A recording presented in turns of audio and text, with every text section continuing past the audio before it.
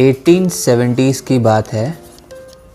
उस समय discharge tube, ये जो आपको ट्यूब दिख रही है ना, इसे हम क्या बोलते हैं, डिस्चार्ज ट्यूब। इन डिस्चार्ज ट्यूब को यूज़ किया जाता था एटम्स को स्टडी करने के लिए। डिस्चार्ज ट्यूब होता क्या है, तो ये एक ग्लास का ट्यूब है जिसके इनसाइड, जिसके अंदर क्या होता है, very low pressure is there. Air pressure क्या होता है, अंदर बहुत कम होता है। हमारे पास दो इलेक्ट्रोड्स होते हैं, दो मेटल के रॉड्स होते हैं, एक कैथोड होता है, एक एनोड। कैथोड जो होता है वो नेगेटिव होता है और एनोड जो होता है वो पॉजिटिव होता है। अब होता यह है कि जब हम कैथोड और एनोड के थ्रू जब वोल्टेज प्रोवाइड करते हैं तो इस ग्लास ट्यूब के अंदर बहुत कम एयर प्रेजेंट होती है, तो वो एयर आयनाइज हो जाती है और उसकी वजह से इस तरह से कुछ लाइट रेज एमिट होती है, कुछ रेज एमिट होती है, जिन्हें या तो कैथोड रे या एनोड रे हम बोल सकते हैं। तो इन्हें हम क्या बोलते हैं, डिस्चार्ज ट्यूब्स बोलते हैं।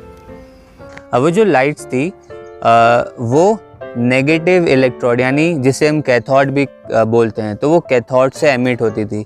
इसलिए उस ट्यूब का, उस ग्लास ट्यूब का नाम क्या रख दिया गया, कैथोड रे ट्यूब। 1886 में यूजीन गोल्डस्टीन करके एक साइंटिस्ट थे, तो उन्होंने ये ऑब्ज़र्व किया कि जो नेगेटिव इलेक्ट्रोड यानी जो कैथोड है उसके साथ में ऐसा भी पॉसिबल है कि जो पॉजिटिव इलेक्ट्रोड्स है यानी कि जो एनोड्स है वो भी कुछ लाइट या कुछ रेज एमिट कर रहे थे। तो उस समय पे, उस पर्टिकुलर टाइम इंटरवल पे कोई भी इस चीज़ को एक्सप्लेन नहीं कर पाया कि ऐसा क्यों हो रहा है। तो जब ये एक्सपेरिमेंट्स हुए तो उसके बाद एक लैब है, कैवेंडिश लेबोरेटरी इंग्लैंड में, तो इस पर्टिकुलर लैब ने पूरे के पूरे केमिस्ट्री को, पूरे जो एटॉमिक स्ट्रक्चर है उसको पूरा चेंज करके रख दिया। उस एक लैब की कई लोगों को नोबेल प्राइजेस मिले। जैसे अभी हम आगे बात करेंगे कि जो भी अभी आपको कुछ नई चीज़ पता चलेगी तो फिर उसमें नाम आएगा कैवेंडिश लेबोरेटरी का। तो इस लैब में क्या क्या हुआ, सबसे पहले मेजर इवेंट्स में यहाँ पे आपको बता रहा हूँ। जे थॉमसन जो थे उन्होंने एक कैथोड रे एक्सपेरिमेंट किया। कब, 1897 में। उसके बाद अर्नेस्ट रदरफोर्ड आए, उन्होंने अल्फ़ा पार्टिकल एक्सपेरिमेंट किया।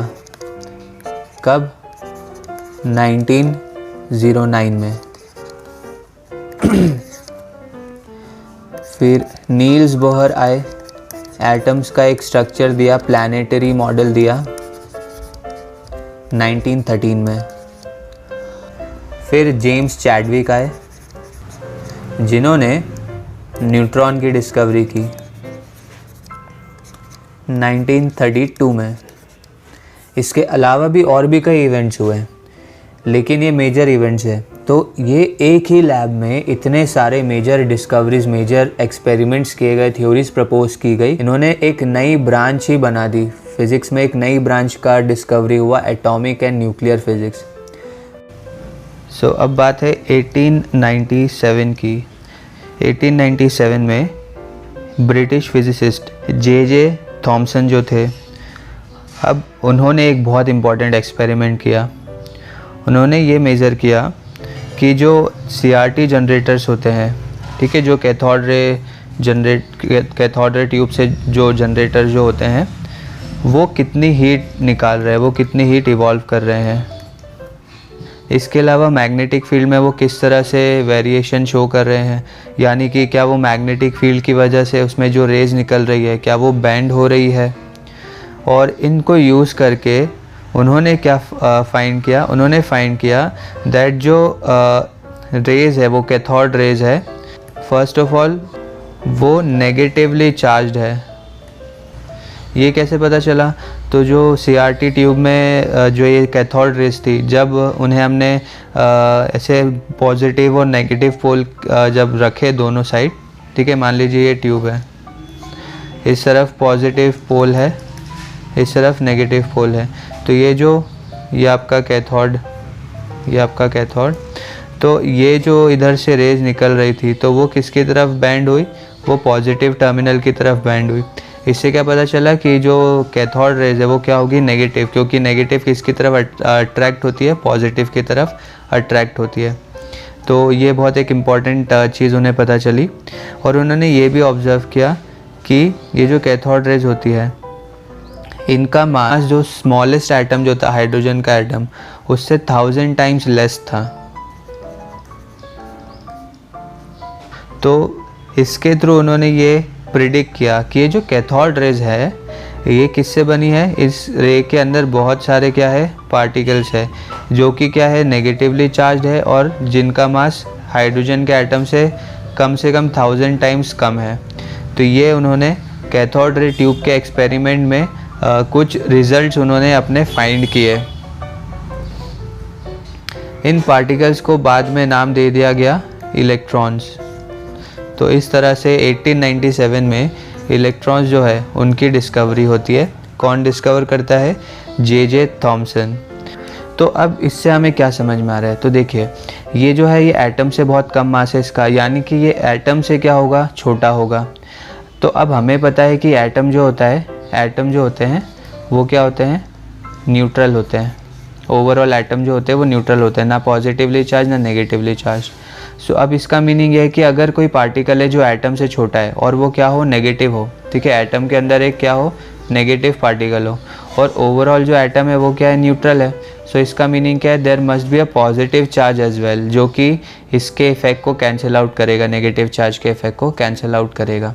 तो फिर बाद में जो ई गोल्डस्टीन का जो एक्सपेरिमेंट था ना, जो उन्होंने पहले एक एक्सपेरिमेंट किया था डिस्चार्ज ट्यूब वाला, तो उसी एक्सपेरिमेंट में ये हमें एनोड रेज भी मिली थी। जैसे कैथोड रेज होती है उसी तरह से क्या है, एनोड रेज होती है। उसमें क्या होता है, वो पॉजिटिवली चार्ज होती है एनोड रेज, और उनका मास जो होता है वो ऑलमोस्ट इक्विवेलेंट होता है हाइड्रोजन एटम के मास के, ठीक है। तो फिर बाद में पता चला कि एनोड रेज क्या एमिट करती है, वो एमिट करती है प्रोटॉन्स। सब हमारे पास दो पार्टिकल्स आ गए थे एटम के अंदर, इलेक्ट्रॉन्स और प्रोटॉन्स। तो अब जो जे थॉमसन थे उन्होंने एक मॉडल प्रपोज किया कि जो इलेक्ट्रॉन्स और प्रोटॉन्स है वो मिलके क्या बनाते हैं, वो मिलके एटम्स बनाते हैं।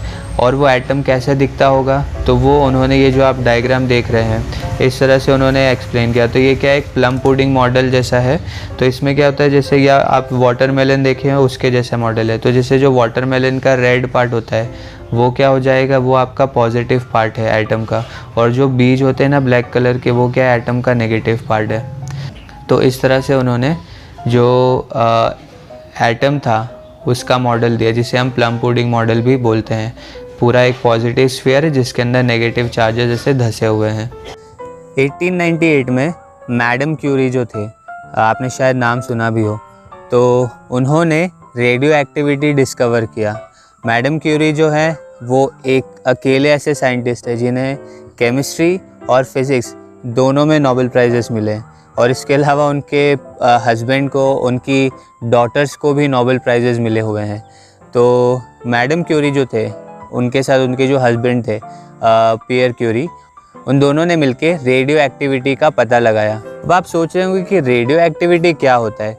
तो रेडियो एक्टिविटी क्या होता है कि जैसे कुछ ऐसे एटम्स पाए गए, वो एटम्स जो हुआ करते थे वो कुछ रेज एमिट करते थे जिन्हें अल्फ़ा, बीटा और गामा रेज नाम दिया गया।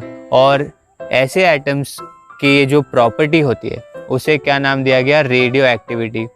रेडियो एक्टिविटी क्यों दिया गया नाम, क्योंकि ये जो रेज निकल रही थी ना, अल्फ़ा, बीटा, गामा रेज, ये रेडियो वेव्स के तरह ही थोड़ा सा नेचर शो कर रही थी। जैसे जो गामा रेज वगैरह है वो रेडियो वेव जो उस समय पे डिस्कवर हुई थी नई नई, उसके जैसे ही थोड़ा सा इसका नेचर था। तो मैडम क्यूरी ने इसका नाम क्या रखा, रेडियो एक्टिविटी। इस फिनोमेना का नाम क्या रखा, रेडियो एक्टिविटी। मैडम क्यूरी ने एक एलिमेंट का डिस्कवरी किया जिसका नाम उन्होंने रेडियम रखा। अगेन बिकॉज वो भी रेडियो एक्टिव था, इस वजह से उसका नाम क्या रखा, रेडियम रखा गया। रेडियम जो है वो एक नॉर्मल सा ग्रेइश मेटल है, कुछ ऐसा खास नहीं दिखता है, ठीक है, ये इस तरह से ग्रे कलर का ही दिखता है वो। बट उसमें एक स्पेशल बात थी कि वो जो रेडियम का जो एलिमेंट जो होता है वो कुछ रेज एमिट करता है, जिसकी वजह से वो अंधेरे में भी ग्लो करता है, ठीक है। तो इसलिए आपने शायद नाम भी सुना हो, रेडियम लगाना। जैसे वो आपने किसी गाड़ी पे रेडियम्स जो प्लेट देखी होंगी, या जो सड़कों पे जो एक रेडियम के पूरे वो सिंबल्स, साइन लगे होते हैं, ताकि रात में अगर सड़क पे कुछ भी मोड़ है या सड़क पे कहीं पे भी रास्ता है, अंधेरा है, तो वो क्लियरली विजिबल हो। सो उसी तरह से, उसी से नाम आया है बाकी चीज़ों के रेडियम होने का। तो रेडियम जो था एक ऐसा एलिमेंट था जो दिखने में तो नॉर्मली ग्रे लगता था, लेकिन जब अंधेरा होता था उसमें ये लाइट एमिट करता था, कुछ ग्लो करता था। तो ये बहुत ही एक वियर्ड सी डिस्कवरी थी, और इसके लिए मैडम क्यूरी और पियर क्यूरी को आगे जाके नोबेल प्राइज़ भी मिलता है। तो ये जो रेडियो एक्टिविटी का फिनोमेना था, इसे भी एक्सप्लेन करने के लिए एटम्स के स्ट्रक्चर की, एटम्स के थ्योरी की ज़रूरत थी। फिर 1905 में फाइनली एक रिमार्केबल साइंटिस्ट थे, शायद ही आपने उनका नाम सुना हो, इतना फेमस नहीं है वो, एल्बर्ट आइंस्टाइन।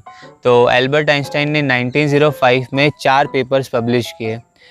उनमें से एक पेपर था जिस पेपर ने ये प्रूव किया दैट एटम्स जो होते हैं वो एग्जिस्ट करते हैं। 1905 के पहले तक लोगों का था कि शायद हो सकता है एटम्स होते हो या शायद नहीं भी होते, ऐसा कोई डेफिनेटिव प्रूव नहीं था किसी के भी पास।